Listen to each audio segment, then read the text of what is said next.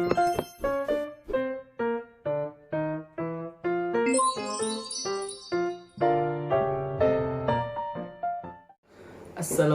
warahmatullahi wabarakatuh.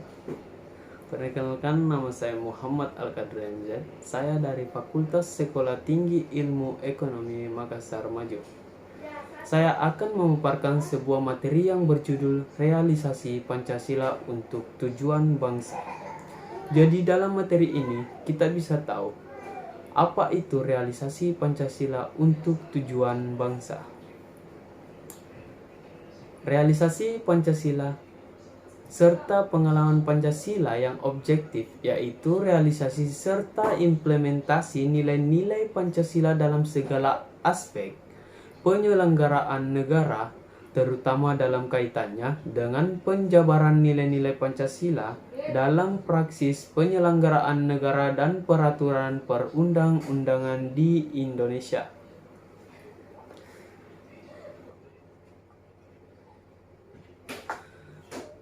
Pancasila sebagai sumber dari segala sumber hukum yang berlaku di Indonesia memiliki nilai-nilai yang terkandung di dalamnya yang telah dijelaskan dalam pembukaan Undang-Undang Dasar 1945 sebagai sumber dari keseluruhan politik hukum nasional Indonesia.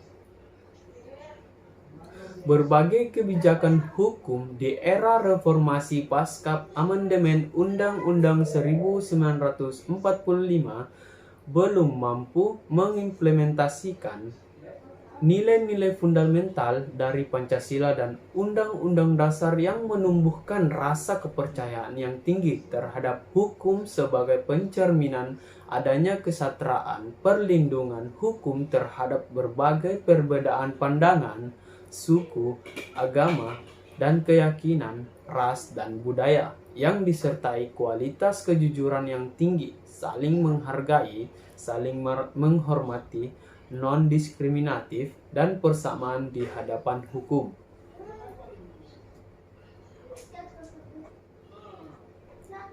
Tujuan pendidikan Pancasila dalam Undang-Undang Nomor 2 Tahun 1945 dan SK Dirjen Dikti Nomor 38 Dikti Ket 2002 dijelaskan bahwa tujuan pendidikan Pancasila mengarahkan perhatian pada moral yang diharapkan terwujud dalam kehidupan sehari-hari, yaitu perilaku yang memancarkan iman dan takwa kepada Tuhan Yang Maha Esa dalam masyarakat yang terdiri atas berbagai golongan agama, kebudayaan, dan beraneka ragam, kepentingan perilaku yang mendukung kerakyatan yang mengutamakan kepentingan bersama di atas kepentingan perorangan dan golongan sehingga perbedaan pemikiran diarahkan pada perilaku yang mendukung upaya terwujudnya keadilan sosial bagi seluruh rakyat Indonesia.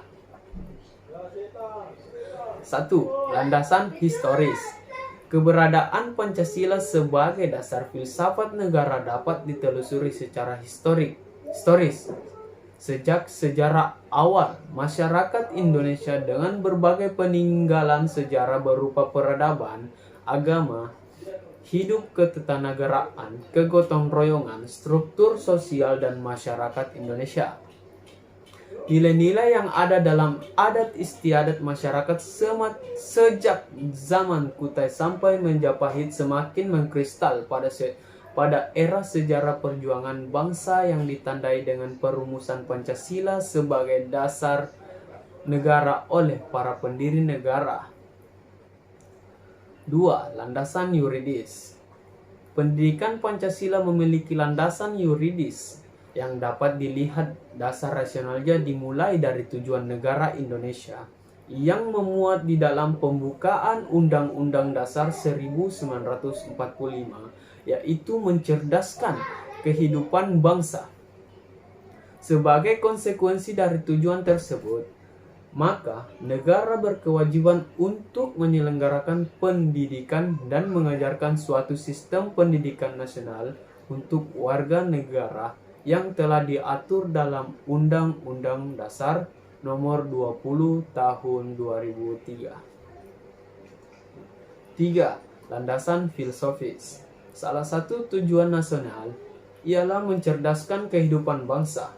Cerdas dalam arti luas, bukan hanya intelektual, tetapi juga kecerdasan emosional dan spiritual yang diterapkan dalam kehidupan bermasyarakat, berbangsa, dan bernegara yang didasari oleh Pancasila.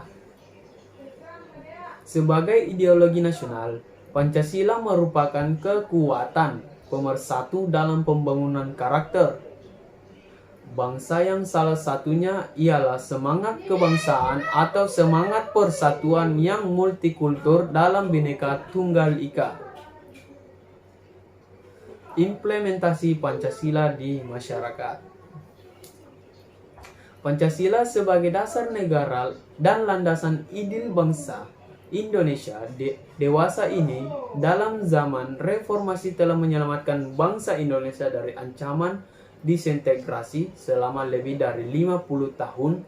Namun, sebaliknya sakralisasi dan penggunaan berlebihan dari ideologi negara dalam format politik Orde Baru banyak menuai kritik dan protes terhadap Pancasila.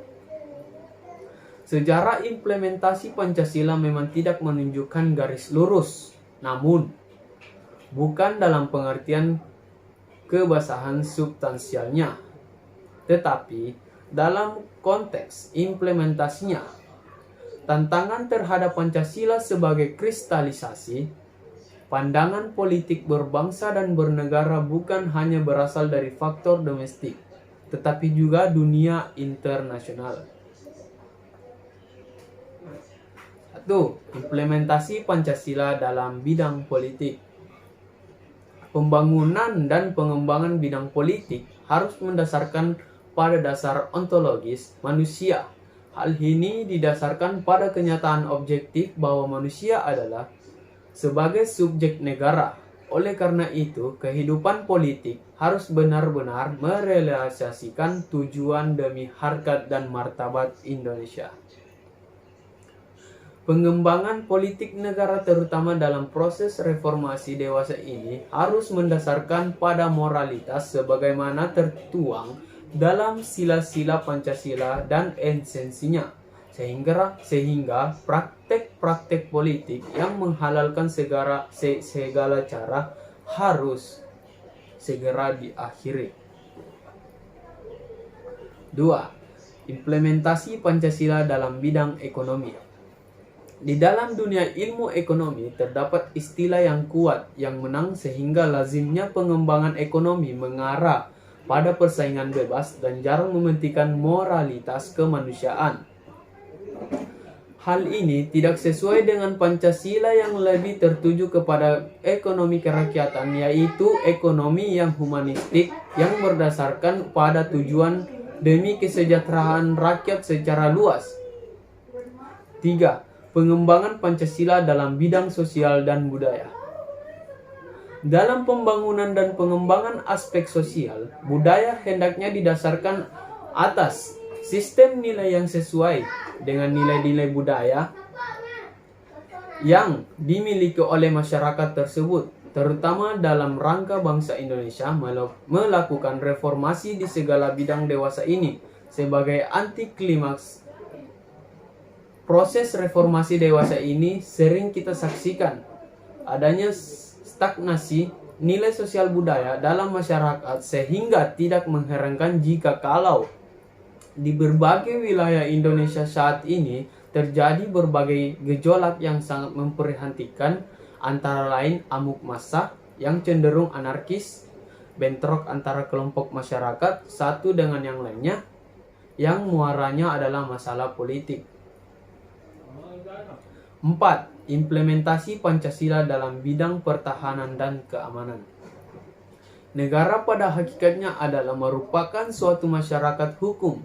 Demi tegaknya hak-hak warga negara, maka diperlukan peraturan perundangan negara, baik dalam rangka mengatur ketertiban warga maupun dalam rangka melindungi hak-hak warganya. Oleh karena itu, Pancasila sebagai dasar negara yang mendasarkan diri pada hakikat nilai kemanusiaan monopluralis maka pertahanan dan keamanan negara harus dikembalikan pada tercapainya harkat dan martabat manusia sebagai pokok dasar negara. Dasar-dasar kemanusiaan yang beradab merupakan basis moralitas pertahanan dan keamanan negara.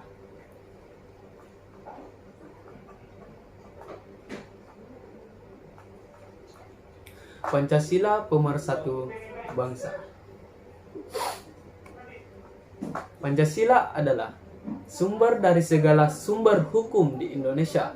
Nilai-nilai yang terkandung di dalamnya telah dijabarkan dalam pembukaan Undang-Undang Dasar 1945 sebagai sumber dari keseluruhan politik hukum nasional Indonesia.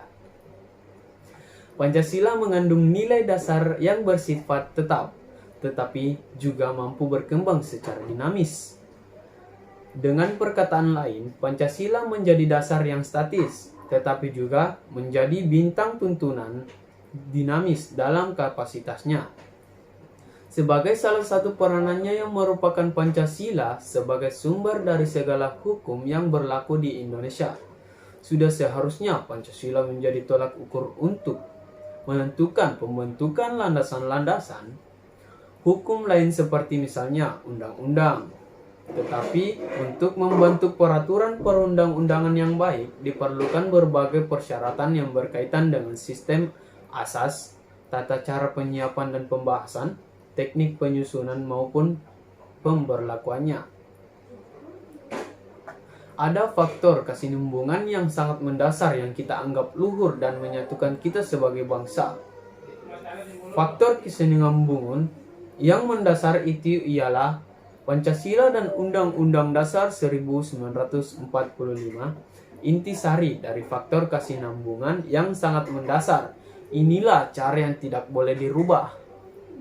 Yang kita lakukan adalah melaksanakan dan mengamalkannya secara kreatif dan menjawab tantangan-tantangan baru yang terus-menerus muncul dalam perkembangan masyarakat kita dan masyarakat dunia yang sangat dinamis. Dalam peralihan dari masyarakat menjajah menjadi masyarakat nasional, Pancasila telah menjalankan fungsinya yang sangat penting. Tanpa Pancasila, masyarakat nasional kita tidak akan pernah mencapai kekuatannya seperti yang kita miliki sekarang ini.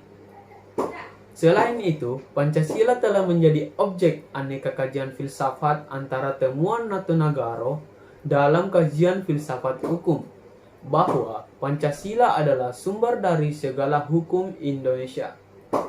Sekalipun nyata, bobot dan latar belakang yang bersifat politis, Pancasila telah dinyatakan dalam GBHN 1983 sebagai satu-satunya asas.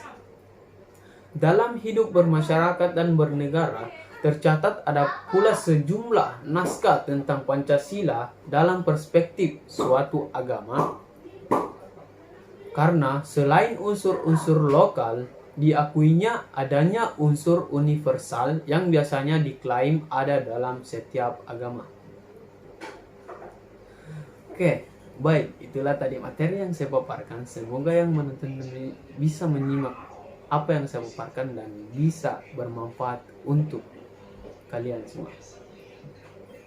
Assalamualaikum warahmatullahi wabarakatuh.